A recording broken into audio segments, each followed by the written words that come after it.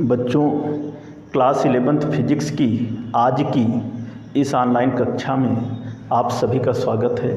जैसे कि आप लोग इस समय चैप्टर द्रव का प्रवाह के बारे में पढ़ रहे हैं, इसके ठीक पहले की वीडियो में इस चैप्टर से संबंधित टॉपिक जैसे कि वेग प्रवणता किसे कहते हैं, श्यानता की परिभाषा क्या होती है, श्यानता गुणांक किसे कहते हैं, मात्रक क्या होता है, उसका बीमी सूत्र क्या होता है, इन सब के बारे में इसके ठीक पहले की वीडियो में हम आप लोगों को बता चुके हैं।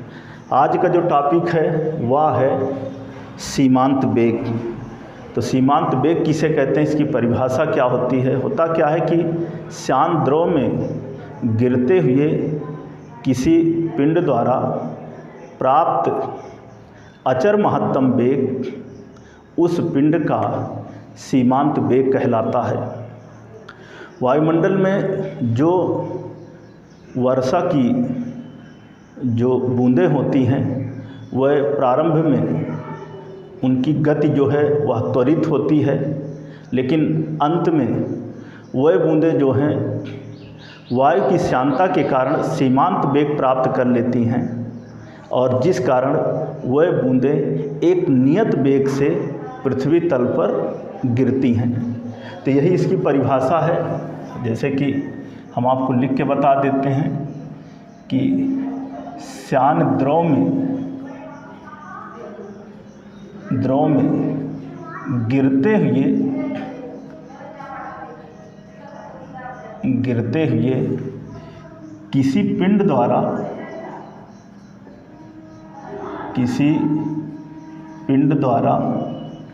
प्राप्त अचर महत्तम वेग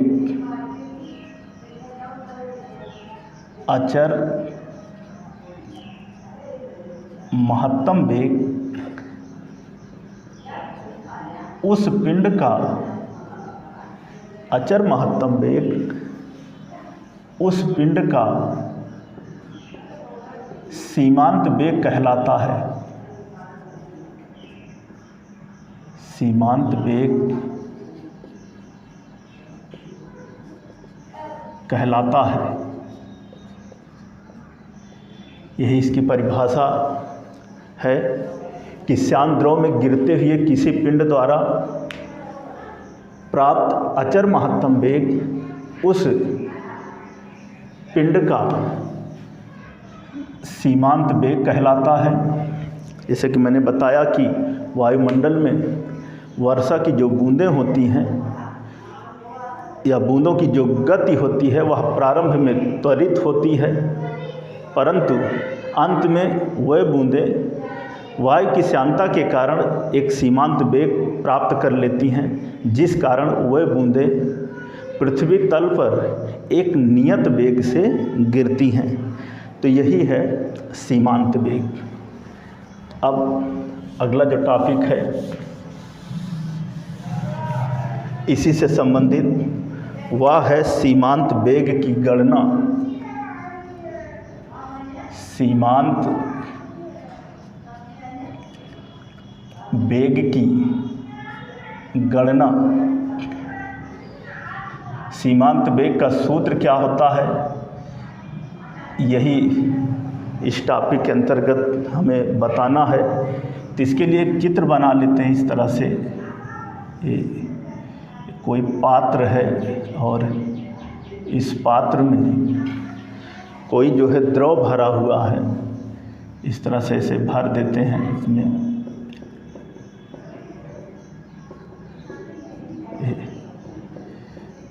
और इस द्रव में स्मॉल आर त्रिज्या की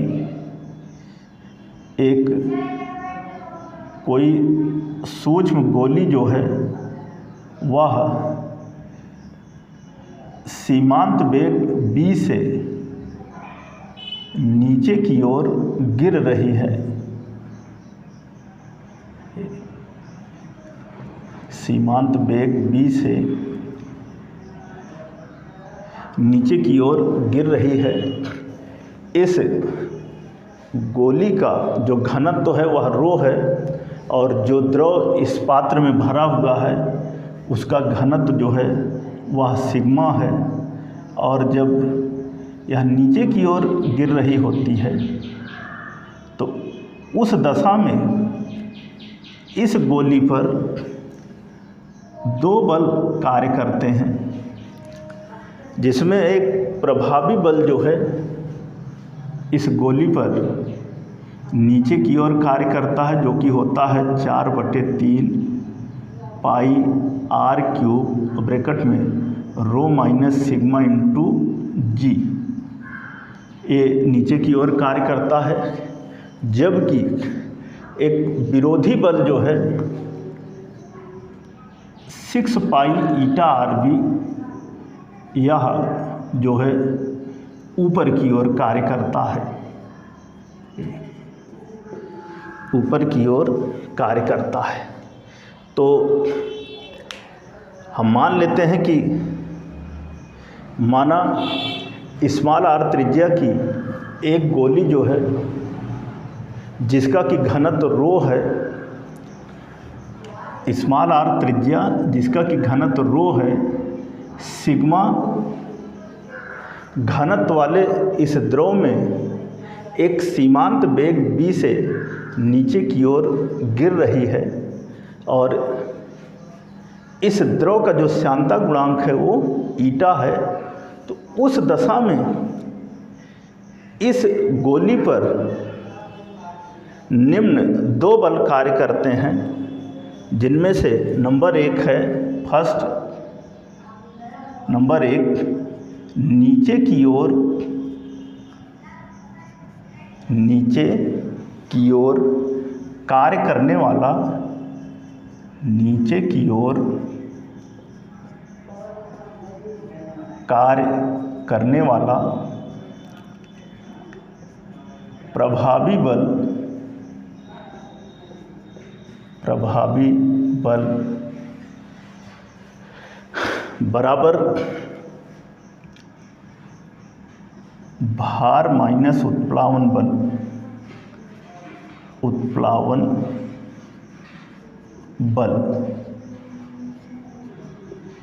बराबर भार माइनस उत्प्लावन बल का मतलब mg,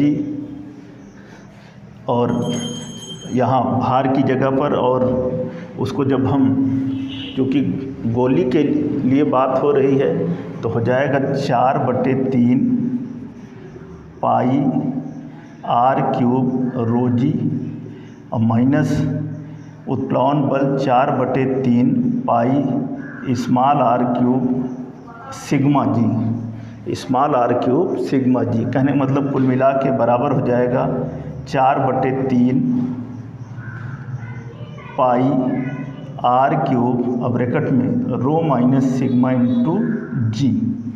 यही प्रभावी बल जो है इस गोली पर नीचे की ओर कार्य करता है, जबकि ऊपर की ओर कार्य करने वाला श्यान बल, यहाँ पर लिखेंगे नंबर 2, जबकि नंबर 2 ऊपर की ओर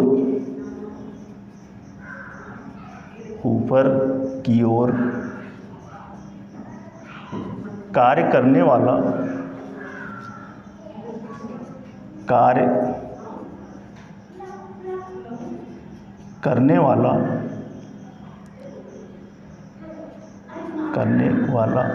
श्यान बल, ऊपर की ओर कार्य करने वाला श्यान बल बराबर 6 पाई ईटा आर बी, 6 पाई ईटा आर बी। कहने का मतलब जब इस बर्तन में, इस पात्र में भरे हुए द्रव में स्मॉल r त्रिज्या की कोई किसी सूक्ष्म गोली को, जब जिसका कि घनत्व रो है, इस सिग्मा घनत्व वाले द्रव में जब सीमांत वेग v से गिराया जाता है, तो इस गोली पर निम्न दो बल कार्य करते हैं। नंबर 1 नीचे की ओर कार्य करने वाला प्रभावी बल बराबर भार माइनस उत्प्लावन बल, अर्थात 4/3 पाई r क्यूब सिग्मा रो माइनस सिग्मा इंटू जी, जो कि नीचे की ओर कार्य करता है, जबकि ऊपर की ओर कार्य करने वाला श्यान बल 6 पाई ईटा आर बी है, जो कि वह उस गोली पर ऊपर की ओर कार्य करता है। चूँकि जो गोली का वेग है वह नियत है और इसमें कोई त्वरण नहीं है, अतः गोली पर लगने वाला जो नेट बल होगा वह शून्य होगा। आगे इसी में लिखेंगे, आगे मिटा के हम लिखते हैं कि चूँकि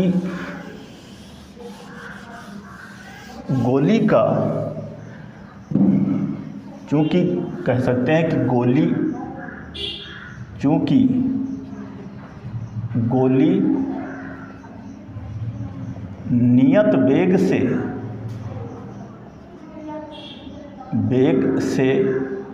नीचे की ओर गिर रही है,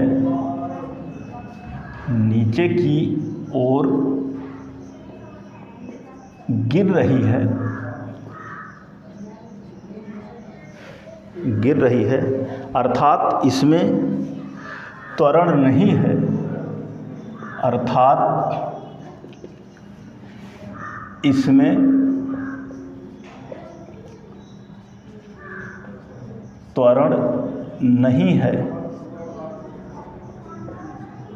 नहीं है।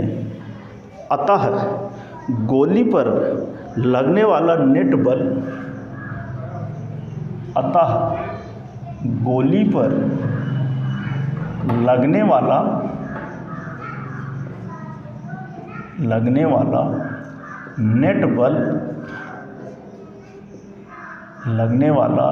नेट बल शून्य होगा।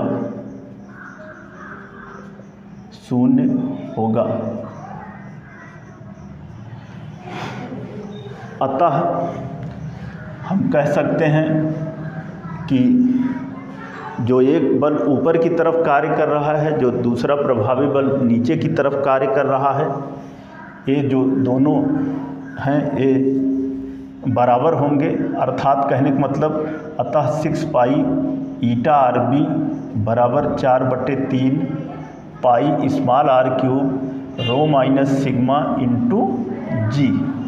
और यहाँ से कुछ चीज़ें जो है वो कट जाएंगी, और जब कटेंगी तो जैसे यहाँ पर 2 3 6, 2 दूना 4, पाई से पाई कट गया, यहाँ पर कहने का मतलब हो जाएगा अथवा 3 पाई से पाई कैंसिल हुआ, ईटा आर से आर कैंसिल होगा, आर ही बचेगा।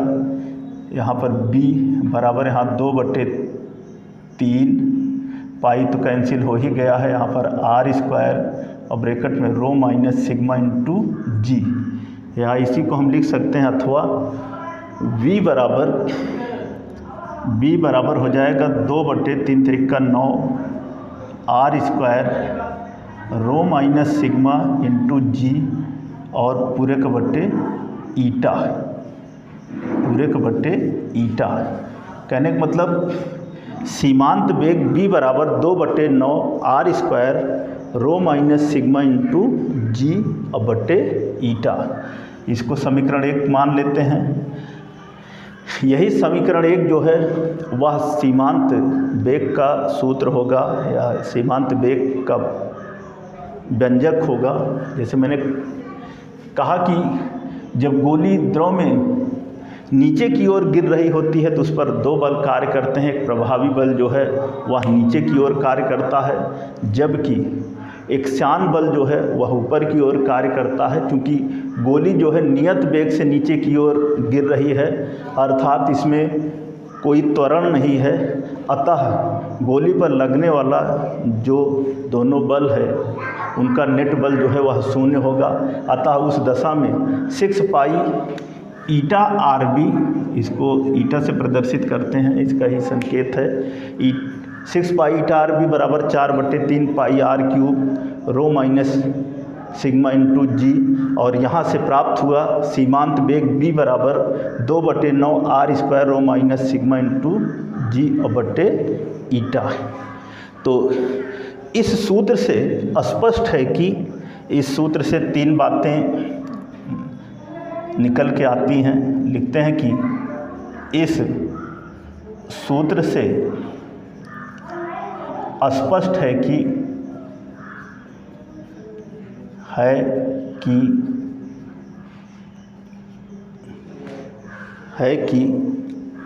सीमांत वेग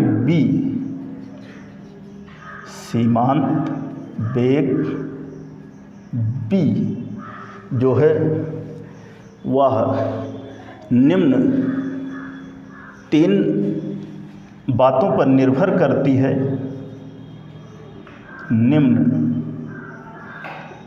3 बातों पर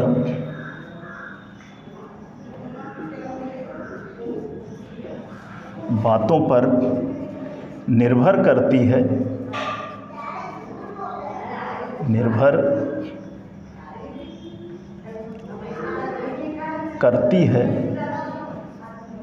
नंबर 1, सीमांत वेग b जो है वह गोली की त्रिज्या r² के अनुक्रमानुपाती होती है। फर्स्ट पॉइंट ये है कि सीमांत वेग b जो है वह प्रोपोर्शनल होता है r² के, अर्थात सीमांत वेग b जो है वह उस गोली की त्रिज्या r के वर्ग के अनुक्रमानुपाती होती है। दूसरा है नंबर 2, जैसे कि इस समीकरण 1 से ही स्पष्ट है, सारी बातें स्पष्ट हैं कि सीमांत वेग जो है उस द्रव के श्यानता गुणांक ईटा के व्युत्क्रमानुपाती होती है, अर्थात b व्युत्क्रमानुपाती 1/ईटा। और नंबर 3 है कि सीमांत वेग जो b जो है वह गोली तथा द्रव के घनत्वों के अंतर के अनुक्रमानुपाती होती है। यहाँ पर जो सीमांत वेग b है वह उस गोली का घनत्व रो है और द्रव का घनत्व सिग्मा है। इन दोनों घनत्वों के अंतर के अनुक्रमानुपाती होती है। कहने मतलब b अनुक्रमानुपाती रो माइनस सिग्मा। हमने कहा कि जब हमें सीमांत वेग b बराबर 2/9 r² रो माइनस सिग्मा इंटू g/ईटा प्राप्त होता है, जो कि सीमांत वेग का सूत्र है, तो इस सूत्र से स्पष्ट है कि सीमांत वेग b जो है वह निम्न 3 बातों पर निर्भर करती है। नंबर 1, सीमांत वेग b जो है वह उस गोली की त्रिज्या r² के अनुक्रमानुपाती होती है। कहने मतलब सीमांत वेग b जो है गोली की त्रिज्या पर निर्भर करती है, उस दशा में b प्रोपोर्शनल टू r²। दूसरा कि सीमांत वेग b जो है उस द्रव के श्यानता गुणांक ईटा के व्युत्क्रमानुपाती होती है। कहने का तात्पर्य कि सीमांत वेग b जो है द्रव के श्यानता गुणांक पर निर्भर करती है, तो उस दशा में क्या होगा, b व्युत्क्रमानुपाती ईटा, या कह सकते हैं कि b अनुक्रमानुपाती 1/ईटा। और तीसरा कि सीमांत वेग जो है वह गोली के और द्रव के घनत्व के अंतर के अनुक्रमानुपाती होती है, या कह सकते हैं कि सीमांत वेग जो है वह गोली और द्रव के घनत्व पर निर्भर करती है। तो यही है सीमांत वेग।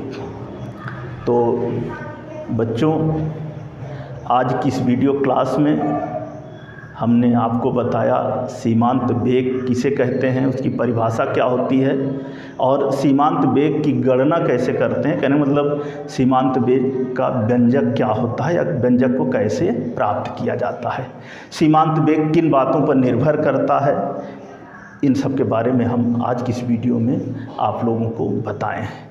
जैसे भी बताए हैं उन्हें थोड़ा ध्यान से देखें, सुने, समझें और नोट करें। इस चैप्टर के बचे हुए जो शेष टॉपिक हैं उन्हें हम आपको अगली वीडियो में बताएंगे। धन्यवाद।